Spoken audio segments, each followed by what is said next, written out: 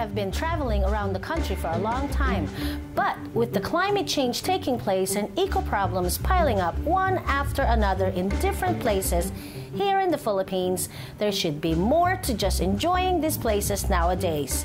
From now on, I am going to travel in a greener way. I will be a more responsible tourist by protecting and respecting the places that I visit by just taking beautiful pictures. I will plant 10 trees in each place I visit to promote clean air. I will promote all ecotourism spots in the country and encourage other places to follow. And I will work hand in hand with all eco-warriors in our country to protect Mother Earth. I am Ruby, and I'm on a green and clean air mission. Join me as I take a detour and a different road trip.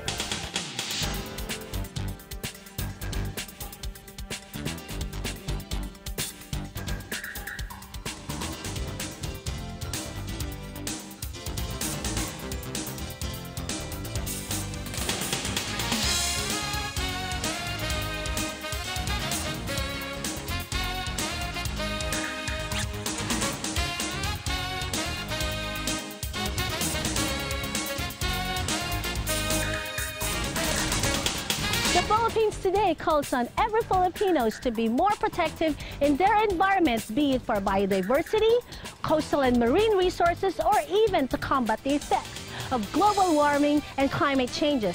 They even pass stricter rules on forestry, land management, mining, solid waste management, clean water, and the one closest to my heart is the Philippine Clean Air Act, the right for every Filipino to breathe clean air.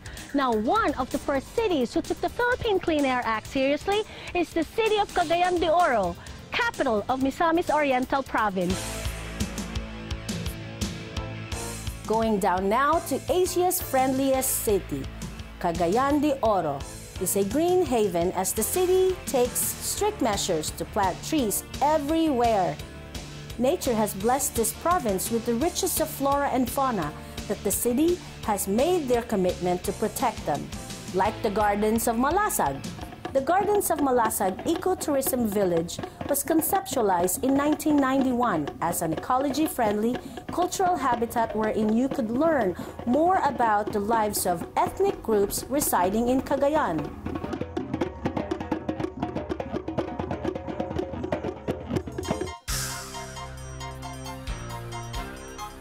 When Cagayanons want a quiet moment in nature, they go to the Gardens of Malasag. But if they want adrenaline rush, they head up to Macahambos Hill and Gorge.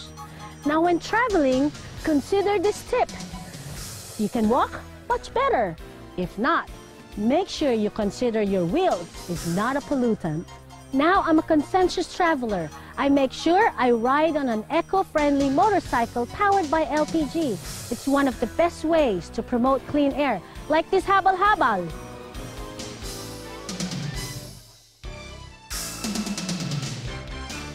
This is the most popular and visited cave in Cagayan de Oro because it is a through cave, which means it can be entered at one end and exited at the other. A historical site, this is famous Macahambos Underground Cave, is the place where Filipinos won their first battle against Americans.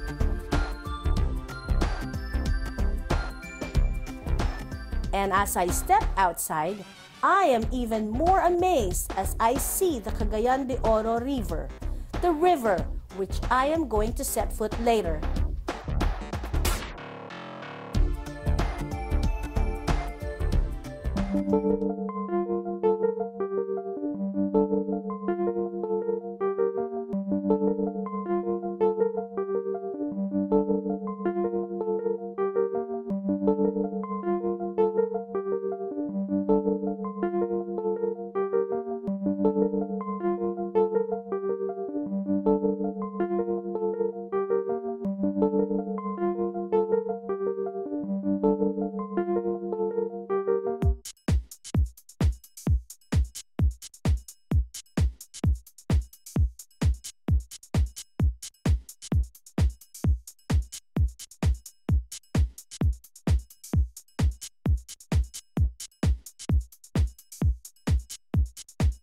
Go, go, LPG Tricycle, go! Go, go, go! LPG Tricycle Kit. Go, go, go! LPG Tricycle. Dual power na. No power loss at downtime pa. Go, go, go! Ligtas at napakadaling i-install. Go, go, go! Magtungo sa RPE Marketing, 3C Summerlin Building, 2454 FB Harrison Corner, Palhalia Street, Pasay City. Ang service center ay matatagpuan sa RPE Marketing Service Shop, 2233 Aurora Boulevard, Tramo, Pasay City. Go, go, go!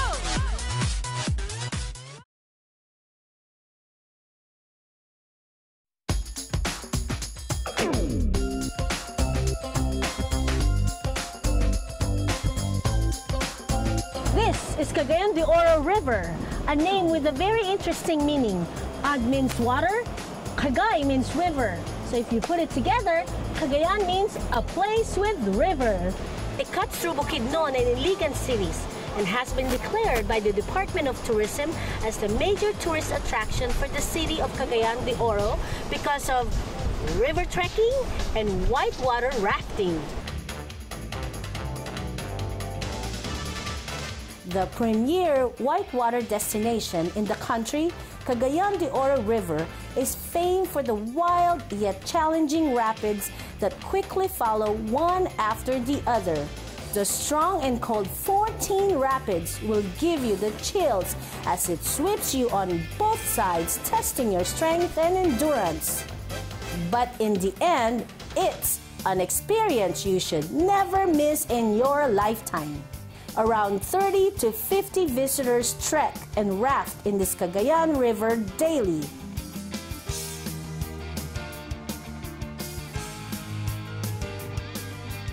This river sustains life, and that's more reason to protect it. And how do we do that? First, never throw your trash. Second, never pick up any souvenirs like stone, rocks, flowers, leaves, but instead, let's start planting along the river bank.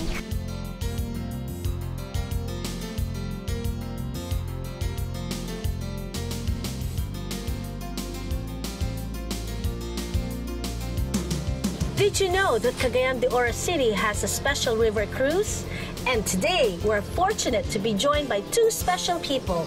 One from Savor River Lifesaver Foundation Executive Director, Dr. Huarbana, and second, Mr. Roldan Caamino, the Operations Manager for Cagay Water Rafting.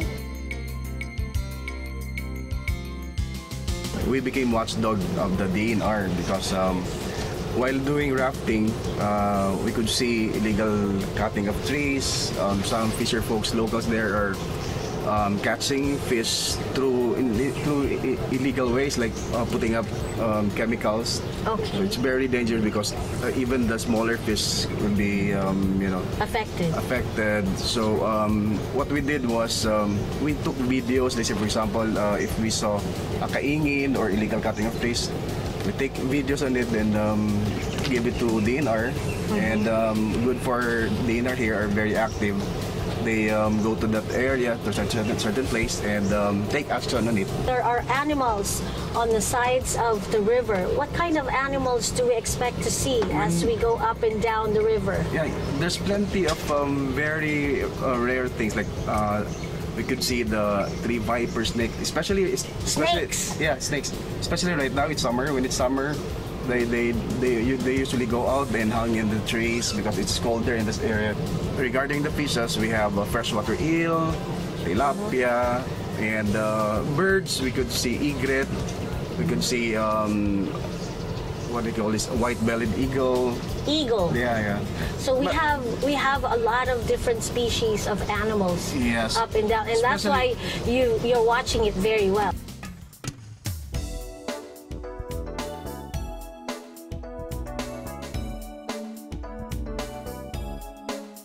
Dr. Huarbana, in layman's term, what are the ways that people are doing to actually protect the river? Cagayan de Oro River is the one of the most important, one of the natural resources that we need to take good care of. Because Cagayan de Oro River is very clean and there are a lot of species underwater. We have 17 riverbank barangays in the downstream. We're organizing people living at the bank of the river for them to implement some programs, some projects in line with the environmental management. We're able to educate people for them to, parang it's a way of life, parang empowerment of the people to do the cleanup drive, the tree growing activity, and then the not throwing of garbage for us to sustain the cleanliness of the Cagayan de Oro River. How about the violators, Dr. Horbana? Yeah, every day we have our patrol boat monitoring to monitor how clean the status of the river and the riverbank barangays for them to police. This is the corporate social responsibility of the Liceo de Cagayan University. And as the CSR of the university, we need to take good care of the river because our school is located at the bank of the river. Okay. Yeah, right after Sendong, we have a lot of things to do for rehabilitation, protection, preservation, and conservation.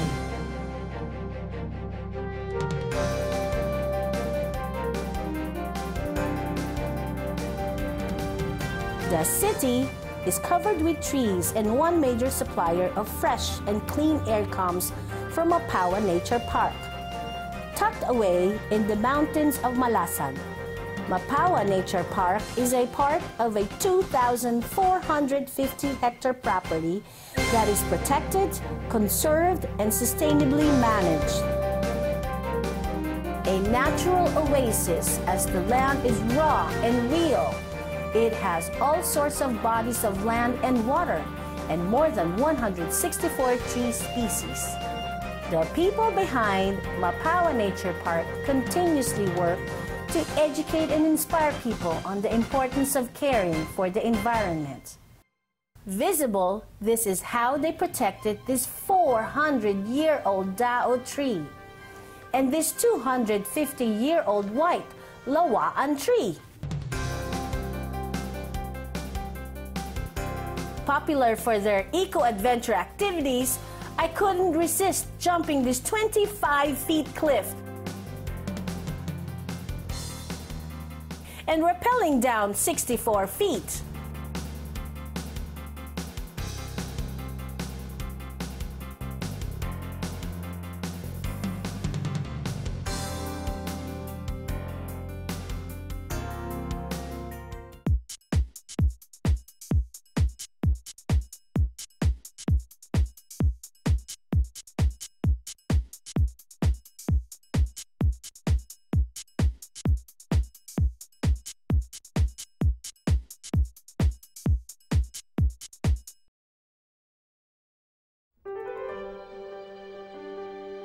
There's no denying the rapid progress and bustling development here in Cagayan de Oro City. Despite this, the city does not lose sight on protecting its natural environment. They work continuously with eco-warriors who work unselfishly to protect Mother Nature. One of them is architect June Palafox, a prominent Filipino architect, urban planner, environmentalist who is also working with the Paseo del Rio business project here in Cagayan de Oro City. What is best for the environment? That is his guiding principle when he builds and develops together with nature. As an urban planner, how important is it to work with the environment? The environment, urban planning are very significant, very important in any kind of urban development or anything to do with the built environment. Yes.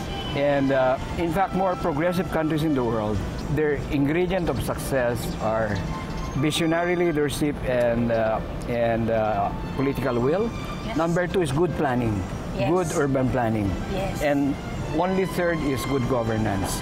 You cannot go straight to good governance without good planning. How can we advise people like me if I want to build a home, a smaller home? What recommendation can you give us in a way that I can also help and protect my environment? Yeah, there are a set of criteria. Make sure the property is not liable to flooding. Okay. But just in case it's liable to flooding, we have again what I call adaptive architecture. That's right. Make your house on stilts or like a silong of our Right, ancestors. so you have the... So if there's flooding, let the silong get flooded. Right. Or we have also designs for floating houses.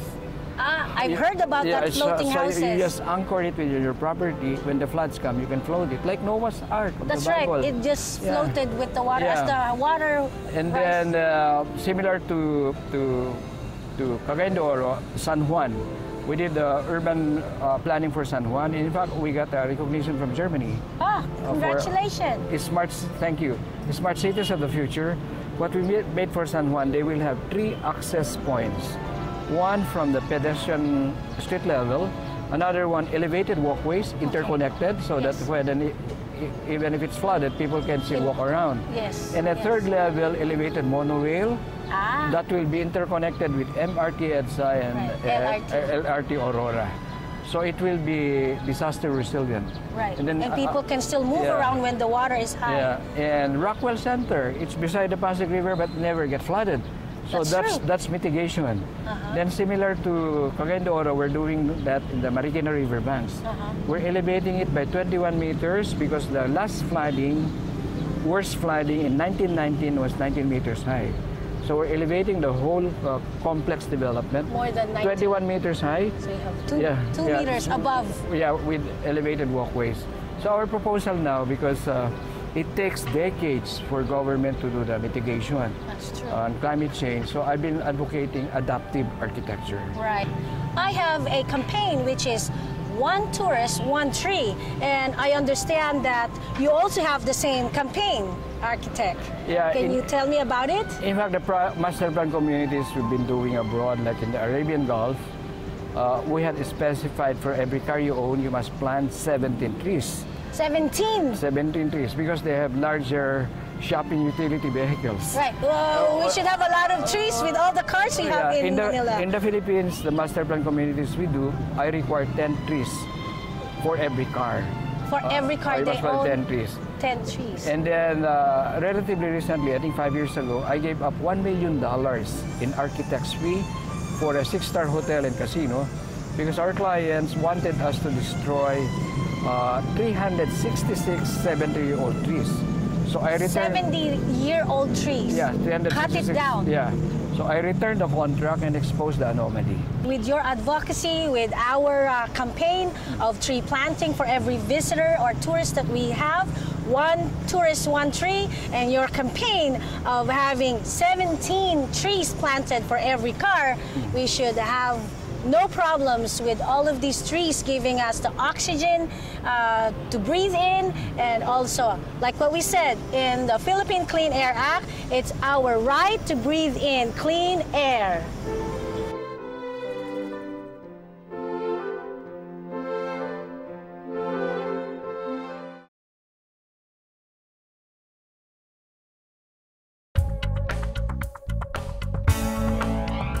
Dedicated to protecting the natural biodiversity of their place, the city government of Cagayan de Oro has mandated the utmost protection of their environment.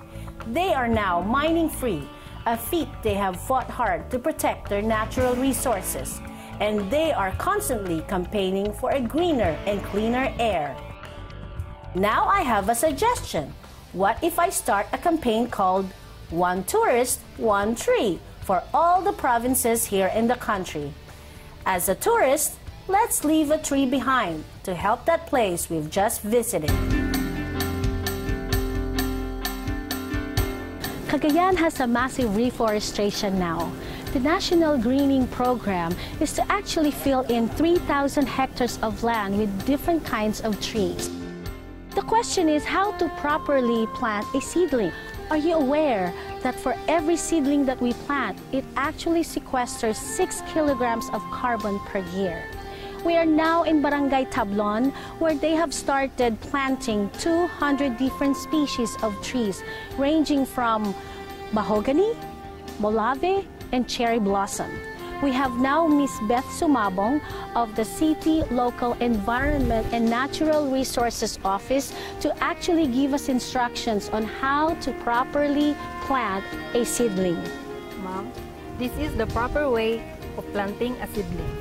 First, press the plastic bag in order to compress the soil inside. Okay. Then slowly tear the plastic bag. Okay.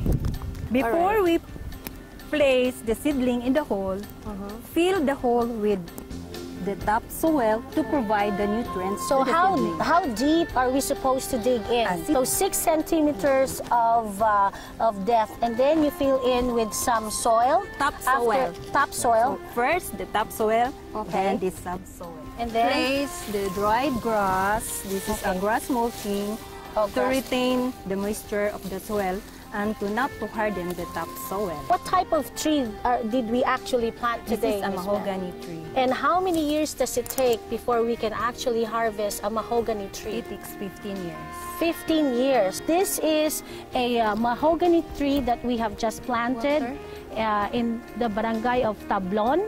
And now we are starting with the first watering of the mahogany tree, and it should be watered 3 times a week in the next 3 years. After 3 years, the plant will actually survive on its own. Cagayannan's target to plant 1.5 million trees in 1 year. That's 4,109 trees in 1 day. How is that possible? We have the brave and feisty head of Clenro, Mr. Edwin Dial, to share with us their efforts to meet their goal. In Cagayan de Oro City, ma'am, we have 7 rivers. Now, we will be planting to all of the rivers, but we will be having this barangay a pilot area since the Punong Barangay is very much cooperative in our endeavor. So we have to choose one receptive local government unit in order for the other barangays also to follow. What's the feature of this Umalag River that made you decide to plant bamboo in this area? Actually, ma'am, we have already started planting. At this point of time, we have already planted 30 linear kilometers of bamboo. Why have you decided bamboo in such a very wet environment? Because bamboo, ma'am, is one of the plants that can prevent erosion. How many hectares of land is required to improve microclimate? We need 100 hectares 100 to improve the carbon sequestration, to improve the recharging of water, to reduce the temperature. I have one suggestion for you, Mr. Dial. How about if we start a program, One Tourist, One Tree?